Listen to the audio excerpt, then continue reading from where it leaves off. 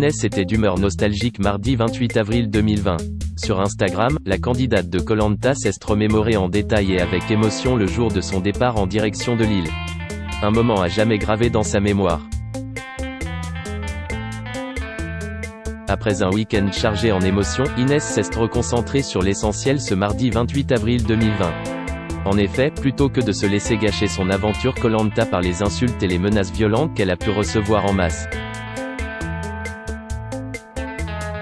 la jolie Toulousaine de 25 ans a préféré se souvenir de sa joie en apprenant sa participation à l'aventure. C'était il y a déjà un an, elle recevait alors un appel qui allait bouleverser sa vie. Sur Instagram, elle fait le récit de cette journée mémorable. J'ai écouté 6 fois le message vocal.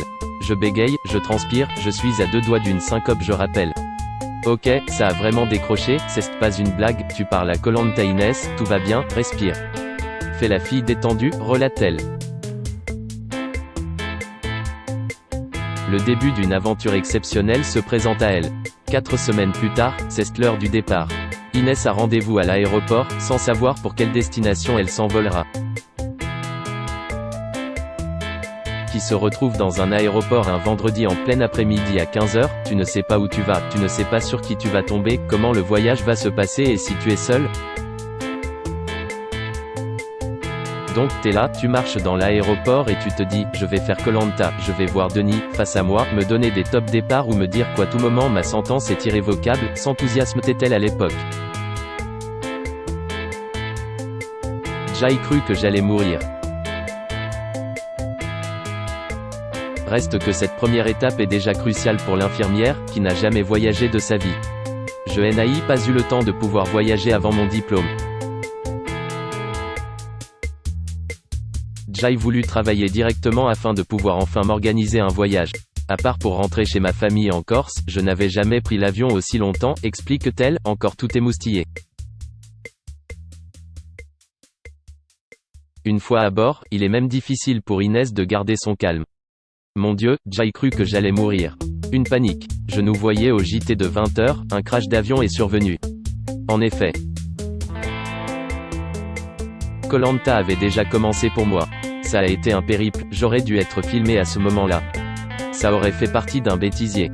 Surtout pendant les turbulences. Passée l'angoisse, la jeune femme commence à se rendre compte de ce qui l'attend.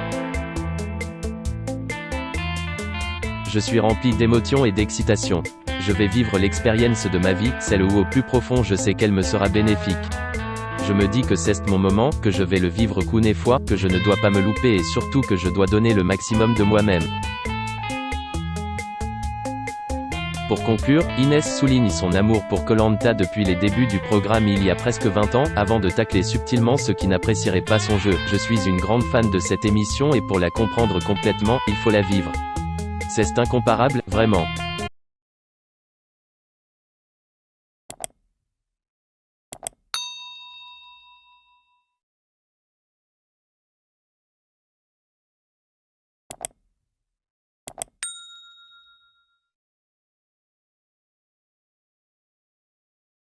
Xin chào mừng quý vị và các bạn đến với kênh tin tức VTV Online của chúng tôi. Hôm nay chúng tôi sẽ đưa đến các bạn những tin tức mới nhất của trong ngày. Và tình hình dịch Covid-19 hiện tại đang lan rất rộng trên toàn thế giới và nước ta là một trong những nước mà có những mầm dịch được hạn chế nhất. Và hôm nay VTV của chúng tôi sẽ đưa đến cho quý vị và các bạn những tin tức tuần tự và các tỉnh thành